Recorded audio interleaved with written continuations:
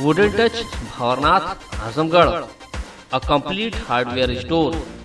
हमारे यहाँ branded plywood, flush door, designer door, PVC door, formica, fancy hardware, kitchen की chimney एवं modular kitchen की एक्सक्लूसिव रेंज उपलब्ध। अपने आशियाने में लगाइए 4 चांद, पहुंचिए वुडन टच भंवरनाथ आजमगढ़। प्रतियोगी परीक्षाओं की तैयारी कर रहे युवाओं को अब महानगर जाने की जरूरत नहीं।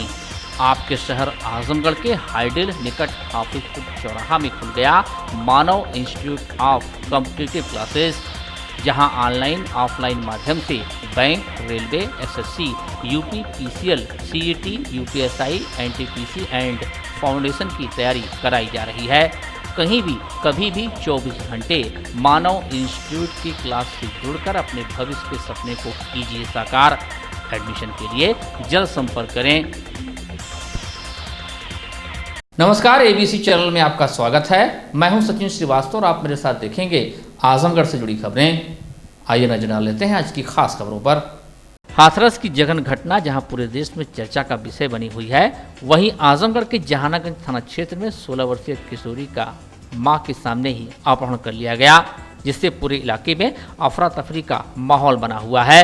एसपी ने बताया कि जनसुनवाई में पीड़िता की मां ने घटना बताई है। मामले में मुकदमा दर्ज कर तुरंत कार्रवाई का निर्देश संबंधित थाने को दिया गया है। बता दें कि किशोरी अपने माता पिता के साथ ननिहाल में रह रही थी। मंगलवार रात करीब 9 बजे कुछ लोगों ने उसका अपहरण कर लिया। किशोरी की मां ने थाने में नामजद तहरीर दी व पुलिस अधीक्षक आजमगढ़ से भी न्याय की गुहार लगाई। किशोरी की मां का कहना है कि रात 9 बजे राजेंद्र, उदय प्रताप, शिवपूजन, संतोष राम, योगी व गोविंद ने ही मेरी आंखों के सामने मेरी लड़की का अपहरण कर लिया। वहीं किशोरी की मां जब विरोध की तो किशोरी की मां को जाति सूचक भद्दी भद्दी गालियां देते हुए कार में जबरदस्ती बैठाकर किशोरी को लेकर चले गए और धमकी दी कि जो इसके साथ हो रहा है वह तुम्हारा भी हाल होगा। साहब अपने लड़की खोजने के लिए आए, खोजा साहब। हमारे लड़की के लेके 9 बजे राती के लोगों ने लेके भाग गए। संतोष, कल्लू और के गोविंदा, जोगी। अभी तक लड़की पता चलल कुछ नहीं। और राजेंद्र। तू पीछा कैलू तो हमला भी की ना हमके मरना लोन, पिटना लोन, हमके ना पकड़ पौनी। हम कौन चीज से भागना लोग लेके कुछ गलोरो से। अब का चाहत हो? हम अपने लड़की को चाहते हैं साहब कि उनको पकड़ के लिए हमारे लड़की के सामने कर। थाने में गई ले लूँगा। हाँ, का भरा थाने कौन सुनवाई ना। आरोपी अभी पुलिस की गिरफ्त से दूर हैं। पुलिस ने जांच कर गिरफ्तार करने का आश्वासन पीड़िता को दिया है। अब देखना यह है कि इस गंभीर मामले में पुलिस कितनी तेजी और तत्परता से काम करती है। आज ये पीड़ित की मां मेरे समक्ष पेश हुई थी जनसुनवाई में और उनके द्वारा बताया गया कि लड़की को कोई भगा के ले गया है, उठा के ले गया है।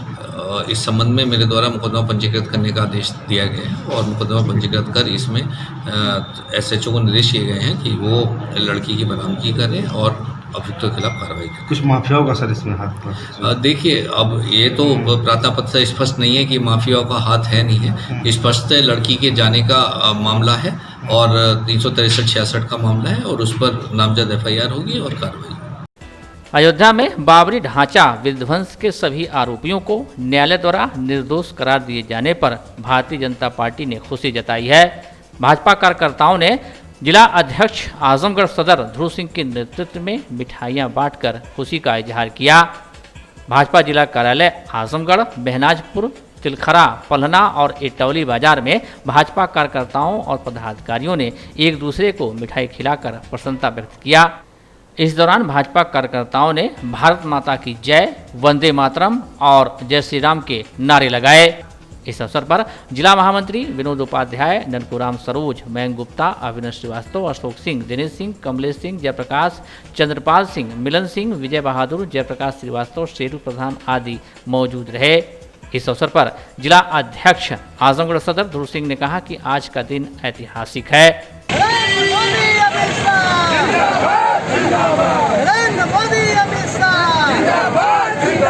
भारत माता की जय, वंदे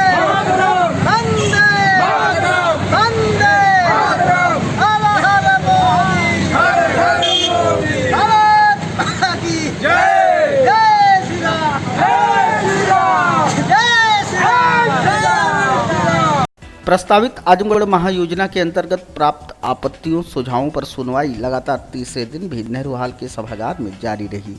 जिलाधिकारी राजेश कुमार की अध्यक्षता में तीसरे दिन कम्हेनपुर रामपुर के ग्रामीणों की आपत्तियों पर कम्हेनपुर में कई दशकों से तुलसी की खेती कर रहे ग्रामीणों ने महायोजना के अंतर्गत क्षेत्र को इंडस्ट्रियल एरिया दर्शाने पर आपत्ति दर्ज की, जिस पर स्वयं जिलाधिकारी ने उनकी शंकाओं को दूर करते हुए उनकी आपत्तियों को दर्ज कराने के निर्देश दिए। जिलाधिकारी राजेश कुमार ने बताया कि मास्टर प्लान के अंतर्गत कुल प्राप्त 1040 आपत्तियों सुझावों पर 9 अक्टूबर तक सुनवाई जारी रखी जाएगी। आजमगढ़ विकास प्राधिकरण का जो मास्टर प्लान है जो प्रकाशित हुआ था, उसके संबंध में एक प्रकाशन में आपत्ति मांगी जाती है। किसी को जो भी हमारे लैंड यूज़ डिफाइन होता है उसमें किसी को आपत्ति हो या अपनी कोई परेशानी हो तो आके अपनी शिकायत दर्ज कर सकता है। उसके बाद ये पूरा हफ्ता हम इसमें 100 एप्लीकेशन डेली के हिसाब से सुन रहे हैं और सबकी आपत्तियां सुन रहे हैं। उसके बाद इनका आपत्तियों का निस्तारण किया जाएगा और उसका पब्लिकेशन किया जाएगा। तो उसी संबंध में आज तीसरा दिन है जिसमें कि आपत्तियां सुनी जा रही हैं। तो जो लोग नहीं आ पा रहे उनके लिए क्या सुना? देखिए, ये पब्लिकेशन किया था, सबके लिए समय दिया गया था आने का। अब जो नहीं आ पाएंगे उनको बाध्यता नहीं है, क्योंकि जिनको आपत्ति है उनको आके अपनी आपत्ति यहाँ पे बताएंगे तभी निस्तारण हो पाएगा। तो उसको हम ये माना जाएगा कि जो नहीं आ रहे हैं कि उनको कोई आपत्ति नहीं है। तो कितनी आपत्तियाँ पड़ी हुई थी इसमें? टोटल हमारे पास 1040 आपत्तियाँ हैं, जिसमें आज कल और परसों 2 दिन 100 डेली हम सुन रहे हैं। तो आज 200 से लेके 300, 201 से 300 तक का आज की बारी थी। तो अभी कुछ लोग आए हैं, अभी हम टीम यहाँ पे और देर तक बैठेगी और जो लोग आते जाएंगे उनका सुनवाई करते जाएंगे। तो सुनने के बाद क्या प्रक्रिया है? प्रक्रिया ये है कि उसके बाद समिति बैठती है, उसके बाद सभी आपत्तियों का निस्तारण करके उसका पब्लिकेशन किया जाता है, निस्तारण का सबको अवगत कराया जाता है। तो किस तरह की समस्याएं हैं बता? कुछ लोगों की आपत्तियाँ ये हैं, जैसे लैंड यूज़ जो होता है, कहीं औद्योगिक है तो लोग चाह रहे हैं कि आवासीय कर दिया जाए और कहीं पे आवासीय कर दिया जाए या फिर कहीं पे कृषि रहने दिया जाए। कुछ इस तरह की आपत्तियाँ जो उनके अपने हिसाब से उनको लैंड यूज़ के हिसाब से चाहिए, उस तरह की वो बातें कही गई हैं। आजमगढ़ के फूलपुर कोतवाली क्षेत्र में पुलिस व स्वाट टीम ने चोरी की बाइक के साथ मुठभेड़ के दौरान 3 अपराधियों को गिरफ्तार किया है। पुलिस अधीक्षक ने बताया कि उनके पास से 9mm पिस्टल, 2 तमंचा व कारतूस बरामद किया गया और अपराधियों की तलाश जारी है। गिरफ्तार तीनों अभियुक्तों को जेल भेज दिया गया है। पुलिस अधीक्षक ने बताया कि फूलपुर कोतवाली की पुलिस व स्वाट टीम के संयुक्त प्रयास ने अभियान चलाकर अपराधियों पर नकेल कसने के लिए क्षेत्र के भेड़िया स्थित कुंवर नदी के पुल के पास से एक ही बाइक पर सवार 3 लोगों को गिरफ्तार किया। बताया गया कि फूलपुर क्षेत्र में बाइक चोरी की रिपोर्ट दर्ज कराई गई थी। पुलिस अधीक्षक ने बताया कि मुखबिर की सूचना पर जिले के दीदारगंज की तरफ से एक बाइक पर सवार होकर शाहगंज में किसी घटना को अंजाम देने जा रहे थे। इस सूचना पर पुलिस ने जाल बिछाया, जहां कुछ देर बाद एक मोटरसाइकिल पर 3 सवार व्यक्ति आते दिखे। पुलिस बल द्वारा भेड़िया पुल के पास रोके जाने पर मोटरसाइकिल रोकने के स्थान पर पीछे मुड़कर भागने की कोशिश की। सड़क किनारे जल भराव के कारण फिसल कर गिर गए। पुलिस पार्टी पर तीनों व्यक्तियों द्वारा असलहे से लक्ष्य कर जान से मारने की नियत से फायर किया गया। पुलिस टीम ने अपना बचाव करते हुए तीनों व्यक्तियों को गिरफ्तार कर लिया। पूछताछ में एक ने अपना नाम प्रमोद यादव, निवासी ग्राम पतहाना, विछलापुर, थाना सरायख्वाजा, जनपद जौनपुर, दूसरा शमशेर, निवासी बक्सपुर, थाना बरदा, आजमगढ़, तीसरा वेद प्रकाश उर्फ बेदू, निवासी ग्राम 10 मढ़ा, थाना बरदा, आजमगढ़ बताया। मौके पर तलाशी से अभियुक्त गढ़ के पास से अवैध 9mm का पिस्टल, 2 तमंचा, कारतूस व चोरी की बाइक बरामद हुई। थाना फूलपुर क्षेत्र पुलिस टीम और स्वैट टीम दोनों के द्वारा एक संयुक्त कार्रवाई में पुलिस मुठभेड़ में एक मोटरसाइकिल पर 3 बदमाशों को गिरफ्तार किया गया है। ये मोटरसाइकिल चोरी की है और इनके पास से एक 9mm पिस्टल और 2 तमंचे इनके पास से बरामद किए गए हैं। ये मोटरसाइकिल चोरी की होना बताया जाता है और ये लोग किसी आपराधिक घटना को अंजाम देने के लिए क्षेत्र में घूम रहे थे। अभी इनसे विस्तृत पूछताछ की गई है और कुछ और नए ऐसे लोगों के जिनके पास हथियार हैं उनका पता चला है, जिनके संबंध में टीम रवाना की जाएगी। इनमें से एक अभियुक्त का पुराना आपराधिक रिकॉर्ड भी है। बुधवार के दिन जर्नलिस्ट क्लब की एक आवश्यक बैठक सिधारे स्थित होटल साक्षी पार्क इन में आयोजित की गई। बैठक की अध्यक्षता वरिष्ठ पत्रकार आशुतोष द्विवेदी और संचालन अरविंद सिंह ने किया। बैठक में 7 पूर्व निर्धारित एजेंडों पर विस्तार से सदस्यों के बीच चर्चा हुई और कुछ प्रस्ताव को पारित भी किया गया, जिसमें कार्यकारिणी का गठन, सदस्यता समिति, अनुशासन समिति और विचार समिति के गठन पर विस्तार से चर्चा और समितियों का गठन किया गया। साथ ही सदस्य पत्रकार साथियों को सामाजिक सुरक्षा के लिए सामूहिक जीवन बीमा कराए जाने पर भी सहमति बनी।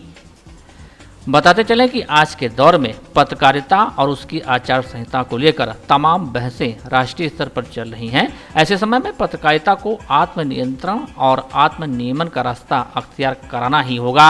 इन्हीं बातों को लेकर जर्नलिस्ट क्लब ने आज बड़ी बहस की और अनेक वरिष्ठ सदस्यों ने इसकी एक आचार संहिता बनाए जाने और आत्म नियंत्रण की बात करके एक आदर्श स्थापित करने पर जोर दिया।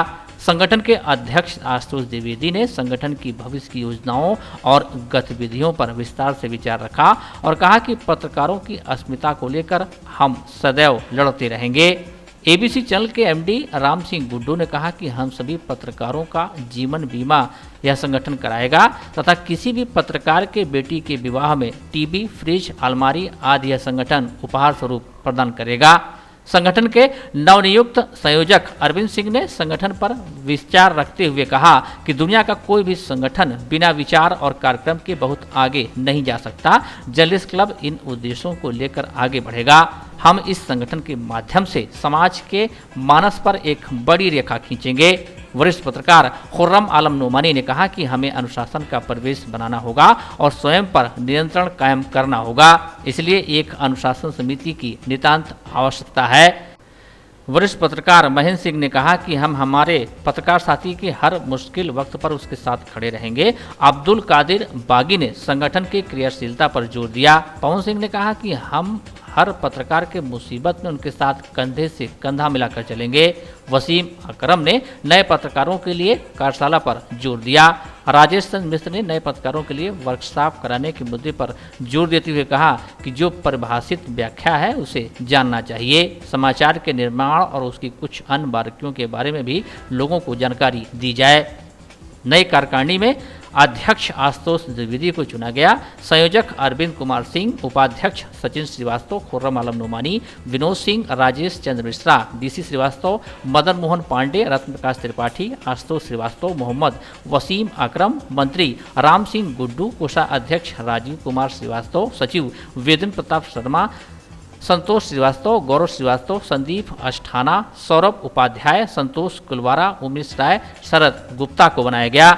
अनुशासन समिति में अब्दुल कादिर बागी अध्यक्ष बनाए गए हैं। महेंद्र सिंह, अजय मिश्रा तथा सदस्यता समिति में सचिन श्रीवास्तव, आशुतोष श्रीवास्तव, रत्न प्रकाश त्रिपाठी, वेद प्रकाश सिंह लल्ला, विनोद सिंह, पवन सिंह तथा मीडिया प्रभारी के रूप में औरंगजेब आजमी, प्रशांत राय, अभिषेक सिंह नीरज आदि लोगों का चयन किया गया। इस अवसर पर राजेश पाठक, नागेंद्र वर्मा, प्रदीप यादव, कयामुद्दीन आजमी, अमन गुप्ता, राकेश वर्मा, धनंजय राय, मधुसूदन पांडे, यशवंत सिंह, धर्मेंद्र तिवारी, रामजीत, प्रकाश मौर्य, वीरेंद्र सरोज, टीपू सुल्तान, विक्रांत उपाध्याय, राजीव रंजन सहित काफ़ी संख्या में पत्रकार मौजूद रहे। क्लब की ये तैयारी बैठक थी जिसमें अस्थायी रूप से जर्नलिस्ट क्लब की पदाधिकारियों की जो सूची थी वो सर्वसम्मति से तैयार हुई, बनी और सभी पत्रकारों के बीच में रखी गई। साथ ही साथ एजेंडे के तौर पर आगामी आने वाले दिनों में इस जो ये जर्नलिस्ट क्लब की जो अस्थायी समिति है इसका पदभार ग्रहण समारोह होना है और साथ ही साथ पत्रकारों की अस्मिता से जुड़ा हुआ जो भी सवाल आएगा उसको लेकर के जर्नलिस्ट क्लब हमेशा मुखर और निश्चित रूप से सत्य के साथ खड़ा होने का काम करेगा और पत्रकारों के हित से जुड़ी जो भी बात होगी उन बातों पर जर्नलिस्ट क्लब निश्चित रूप से विचार करेगा और उनको पत्रकारों के हित में इम्प्लीमेंट करने की कोशिश करेगा।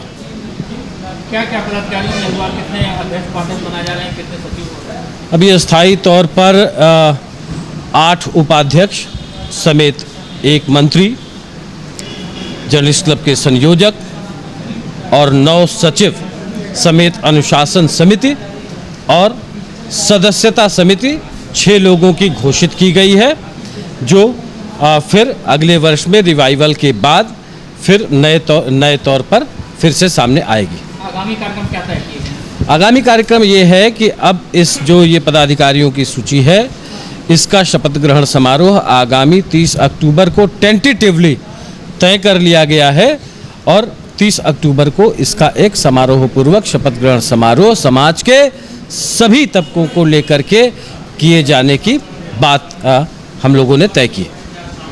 सचिन भाई, ये जर्नलिस्ट क्लब की आज जो बैठक है वो विधिवत आज संपन्न हुई है और मुझे लगा कि जो हम लोगों ने तैयारी किया था इसके लिए, जो सूचना बहुत कम समय में मिला था लोगों को और जिस तरीके से हमारे सारे सदस्य पार्टिसिपेट किए, भाग लिए, तो उसे लगता है कि हम आगे इसको लेकर एक व्यापक कार्यक्रम हम करने वाले हैं।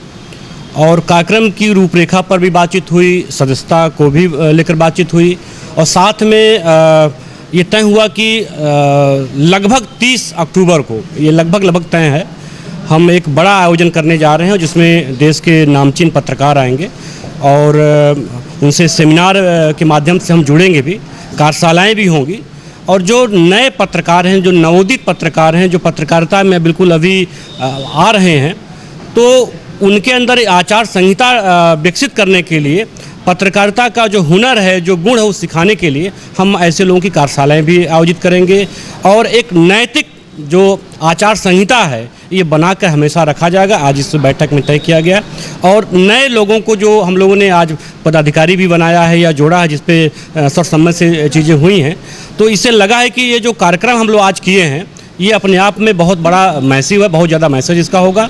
और एक बात मैं निश्चित तौर पर कहना चाहूँगा कि दुनिया का कोई भी संगठन अपने कार्यक्रम और विचार से चलता है। आज जर्नलिस्ट क्लब ने साबित कर दिया आज के बैठक में, उसके पास कार्यक्रम भी है और विचार भी है। एक अनुशासन समिति का गठन किया गया, क्या उसका उद्देश्य है? दरअसल कोई भी संगठन, कोई भी राष्ट्र बिना अनुशासन के चल नहीं सकता, इसलिए ये हमारा संगठन अनुशासित ढंग से काम करे, निरंकुश न हो जाए सदस्य या पदाधिकारी या कोई व्यक्ति विशेष, तो उसके लिए एक अनुशासन समिति भी रखी गई है।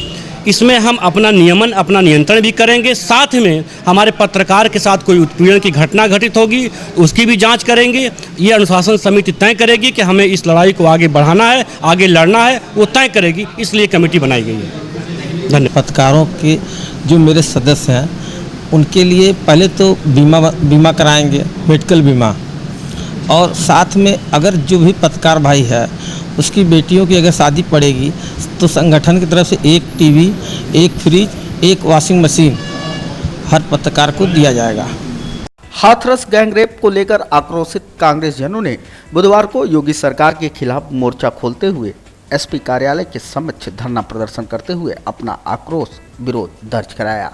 राज्यपाल को नामित अपनी 5 सूत्री मांग पत्र के जरिए कांग्रेस ने मृतक पीड़िता के परिजनों को 25 लाख रुपए मुआवजा दिए जाने, उनकी सुरक्षा सुनिश्चित किए जाने, दोषियों के खिलाफ फास्ट ट्रैक कोर्ट में मुकदमा चलाए जाने की मांग करते हुए योगी सरकार को बर्खास्त किए जाने की मांग की।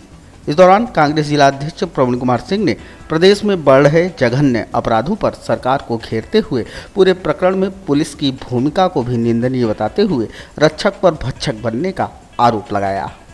जिसके साथ पुलिस दरिंदगी करती है, उसकी जीभ काट ली जाती है, वो अस्पताल में जाती है, मर जाती है और उसको पुलिस अपने तरीके से उसका जो है दाह संस्कार कर देती है।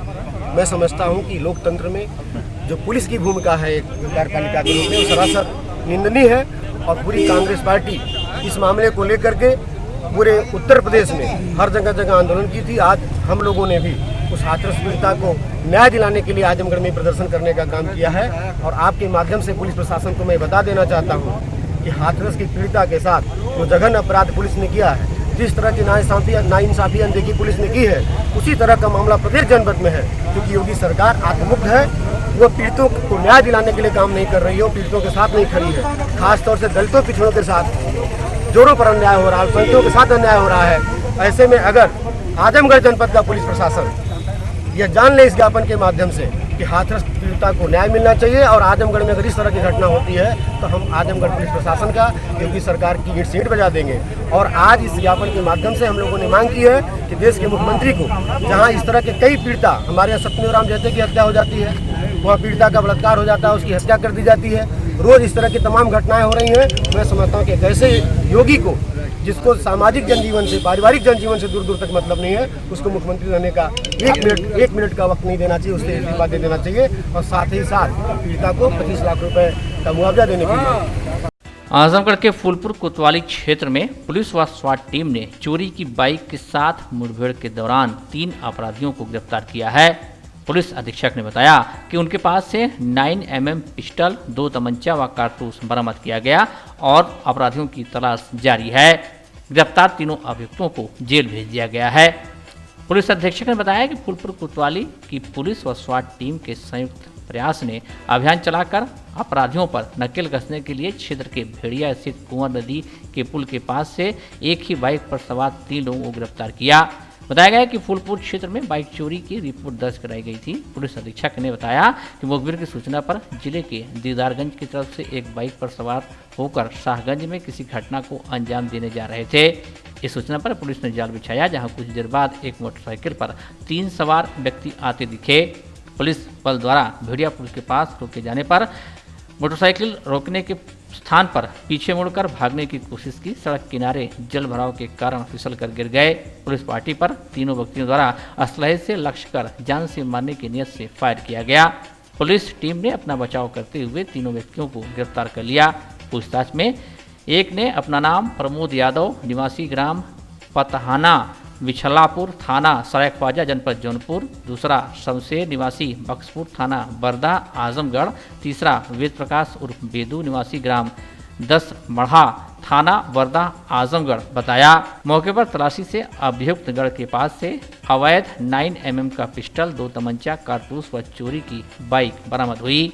थाना फूलपुर क्षेत्र पुलिस टीम और स्वैट टीम दोनों के द्वारा एक संयुक्त कार्रवाई में पुलिस मुठभेड़ में एक मोटरसाइकिल पर 3 बदमाशों को गिरफ्तार किया गया है। ये मोटरसाइकिल चोरी की है और इनके पास से एक 9mm पिस्टल और 2 तमंचे इनके पास से बरामद किए गए हैं। ये मोटरसाइकिल चोरी की होना बताया जाता है और ये लोग किसी आपराधिक घटना को अंजाम देने के लिए क्षेत्र में घूम रहे थे। अभी इनसे विस्तृत पूछताछ की गई है और कुछ और नए ऐसे लोगों के जिनके पास हथियार हैं उनका पता चला है, जिनके संबंध में टीम रवाना की जाएगी। इनमें से एक अभियुक्त का पुराना आपराधिक रिकॉर्ड भी है। अपर निजी सचिव अमर सिंह पटेल की बहाली की मांग व उनके समर्थन में आगे आए राष्ट्रीय पिछड़ा वर्ग मोर्चा ने बुधवार को विरोध प्रदर्शन कर सरकार के खिलाफ आवाज बुलंद की। साथ ही सरकार पर पिछड़ों की आवाज दबाने व उनके दमन का कुचक्र रचने का आरोप लगाया।